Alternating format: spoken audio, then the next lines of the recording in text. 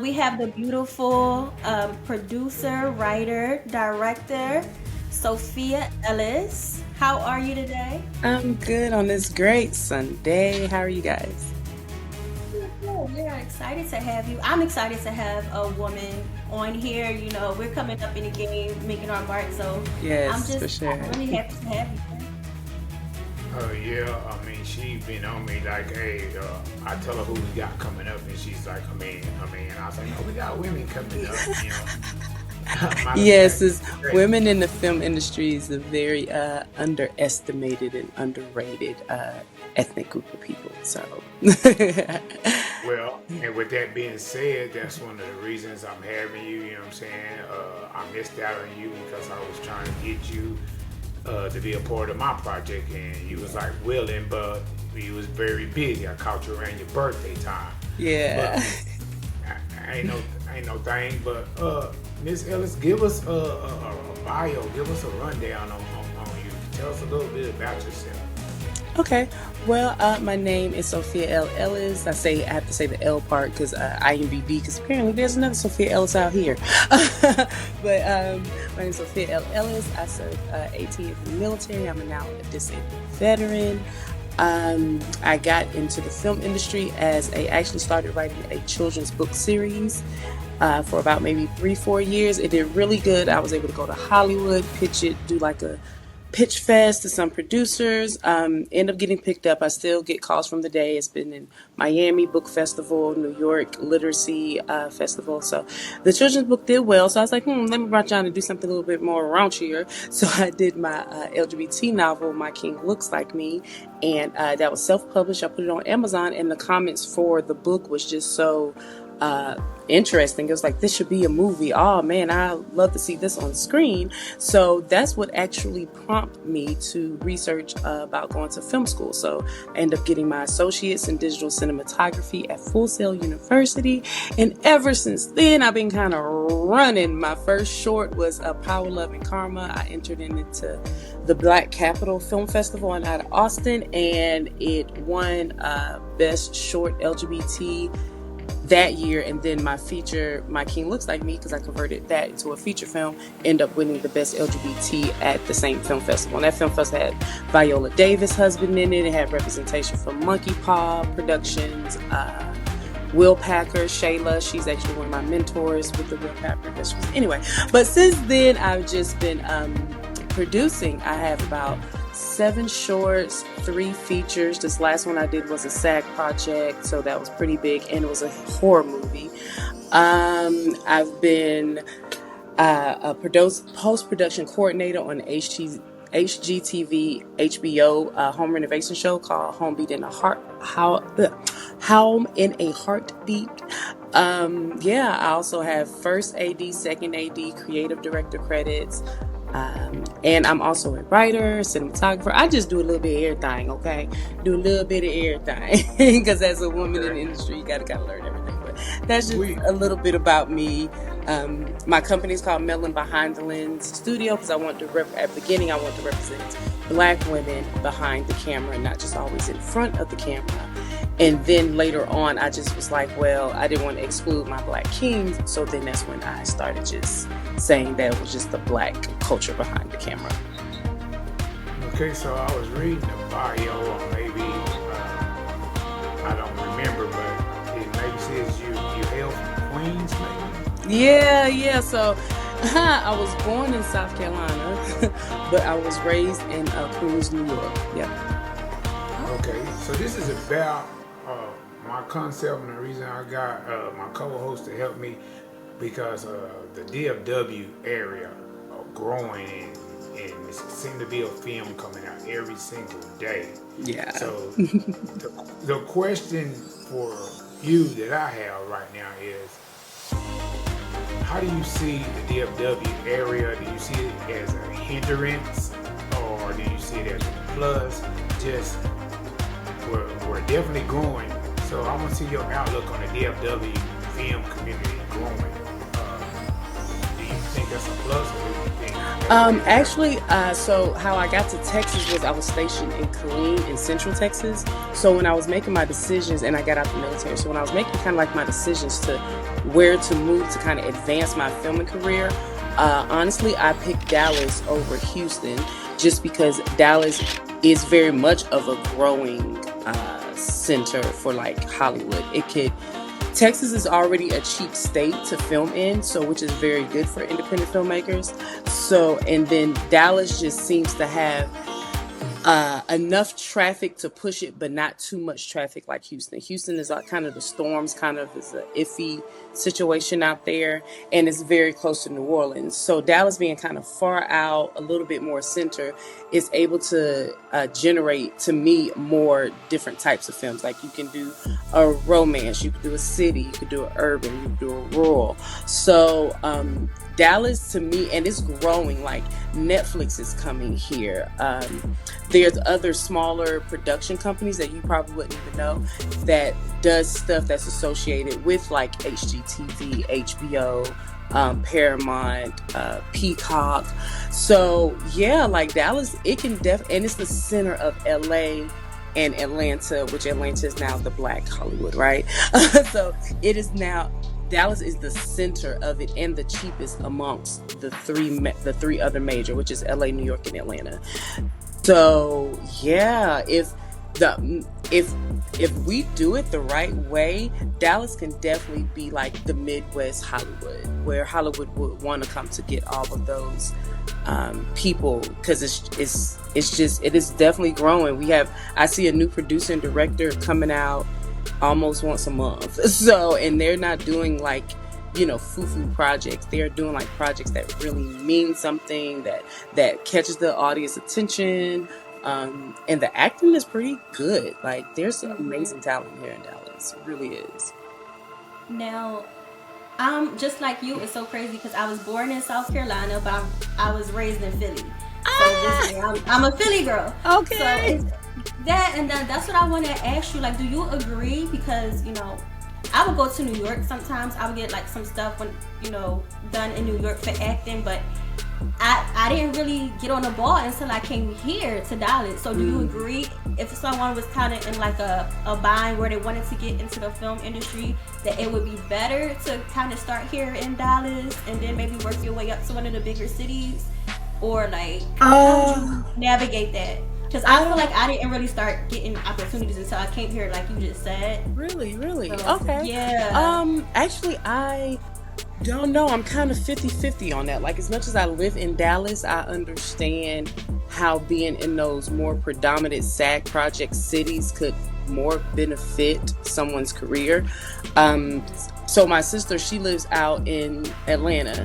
She has done a lot of extra work. She's now working on season 3 of P-Valley. She won't tell me what happened, even though she's supposed to. Yeah. So she done worked with P-Valley. She done been in like the divorce court. She done been in other stuff. And she's just an extra. So I really think it just depends on the talent. Like sometimes getting an agency will work as well if you was to like go out to Atlanta, New York, or LA.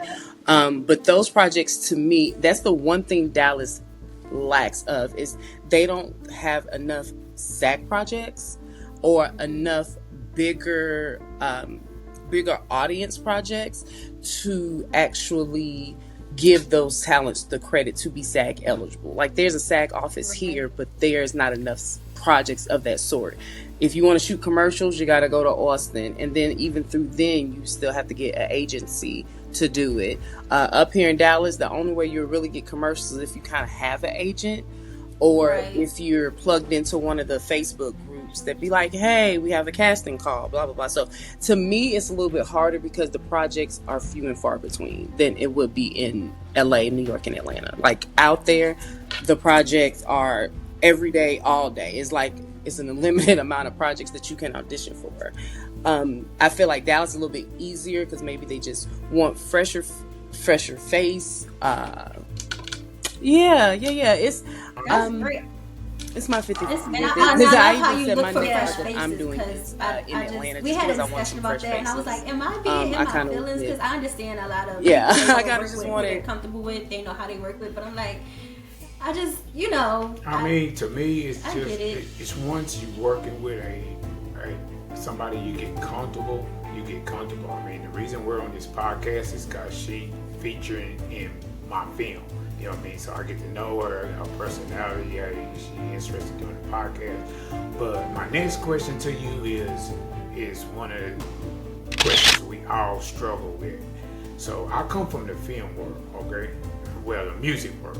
In the music world, especially now with technology, it's so easy to do music, songs. Really, people don't know. These kids can take this computer, make music,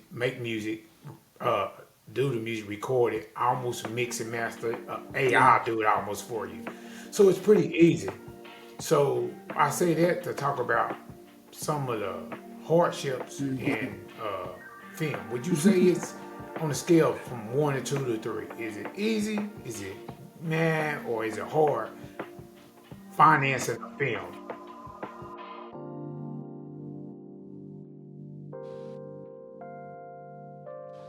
It's so crazy that you asked me that, because I went down my memory lane of my films the other day, and this was when I had no budget films. I wasn't paying anybody.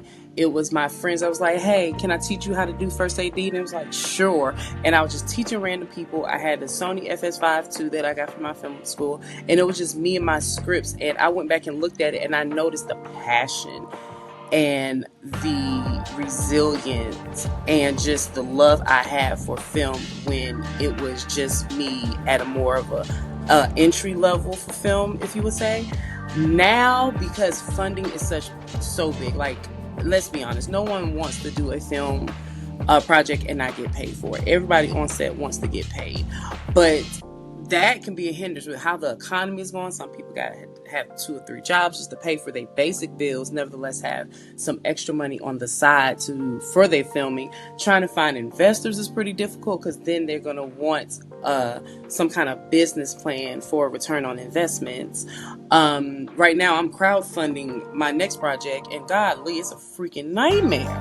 So it is a nightmare. So I will say I'm kind of 50-50 in the middle. I've been in the film game for about 8-ish years now, and like I said, I've done maybe 15-ish projects.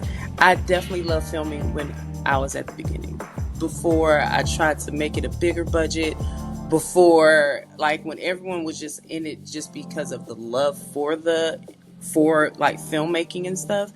I liked it better back then, because now it's a little headache. Grants are harder to come by. I probably have applied for like 200 grants, and I've never gotten any grant. And I'm pretty good at grant writing. Maybe I need to go back and relook at it again. But I love the art of storytelling, which is why I'm still in the film game. And I hate the fact that money is stopping me from telling the stories that I need to tell. So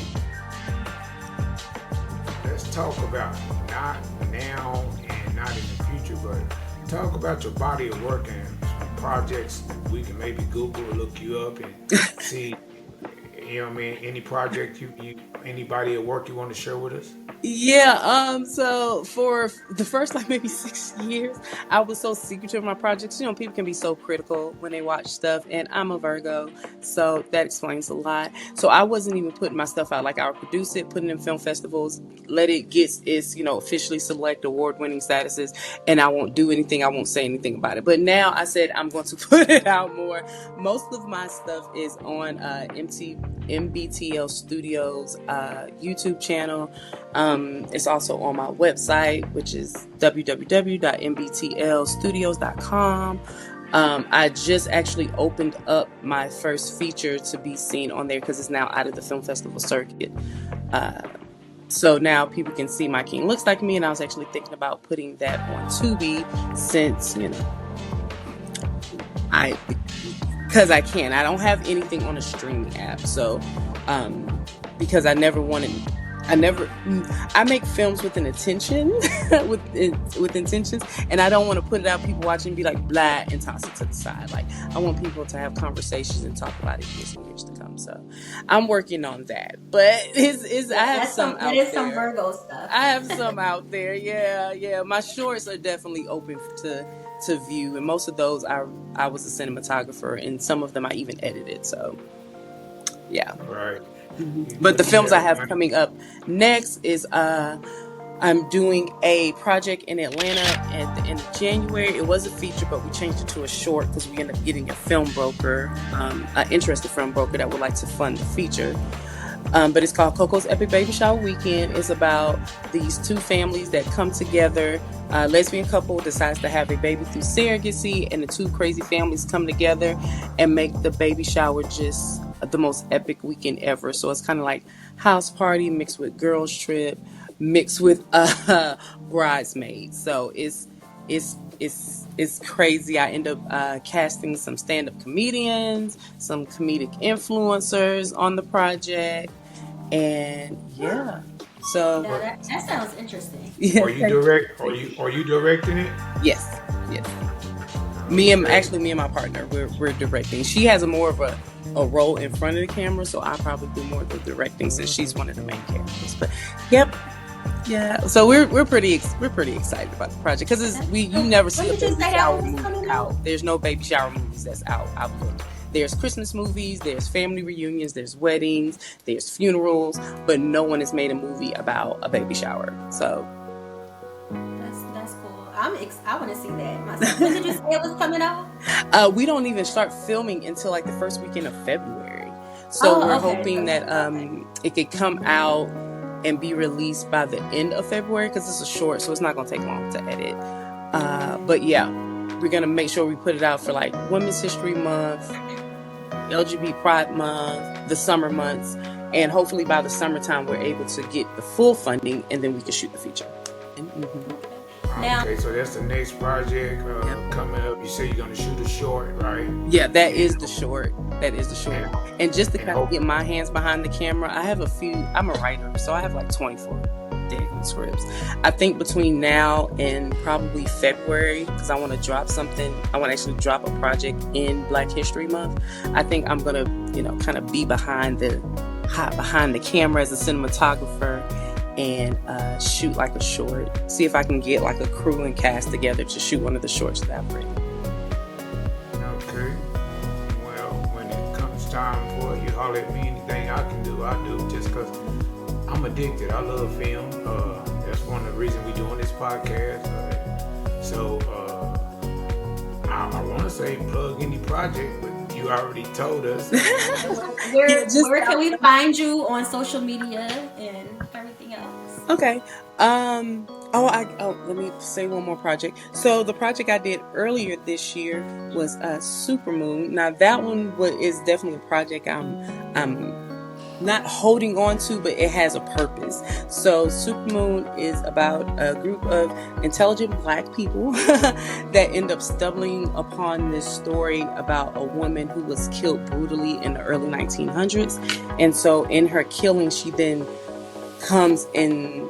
I turned her into a slasher killer. So this is the first Black female serial killer that's in the horror industry.